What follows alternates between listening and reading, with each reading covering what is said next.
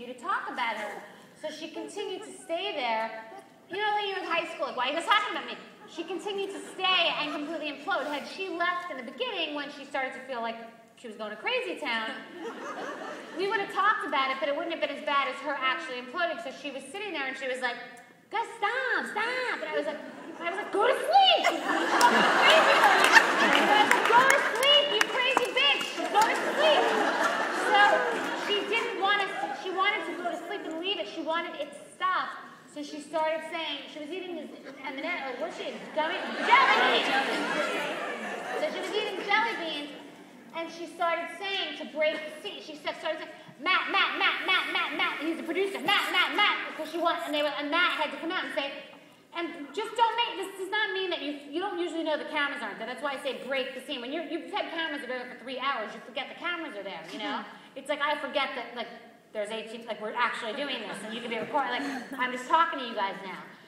So she broke the scene, so Matt comes out and says, Kelly, you're not going to break the scene. We're not stopping filming because you're breaking the scene. And then she completely, really imploded and was having a nervous breakdown.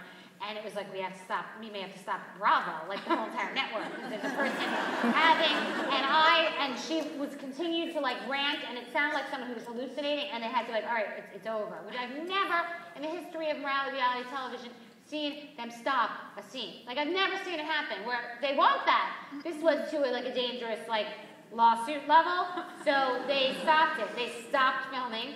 And they had security outside my room because I was scared that she was going to, I don't know what I was scared of. I was pregnant, Alex was scared, we were scared.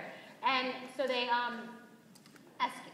first thing in the morning, they took her, and for them to fly a producer first class, they flew her and the producer first class and escorted her home. And I thought that they would take her straight to, and I'm not making, this part wasn't funny. At that point, before she came back the next season, I didn't think it was funny. I called Jill that night. We weren't even friends. I called her and said, this isn't funny, like, this is no joke. And that's another thing about Jill. Jill showed up the next day when we saw us getting pedicures. I was like, how could you show up not to see your friend? I thought that was your friend. Your friend had a nervous breakdown last night. Like, I said, this isn't a joke. You know that I'm calling you. Like, your friend had a breakdown. I called Jason. I'm like, this is, like, not funny. This isn't like I want you to laugh. This is not a joke. A person just had a nervous breakdown. And I thought that Bravo would definitely not even have her finish filming because she needed to be put into a hospital, and that this was too dangerous and it was a liability. Because when I was on The Apprentice, they used to have you do psychological tests. Like on Bravo, you could be like walking out of a loony bin.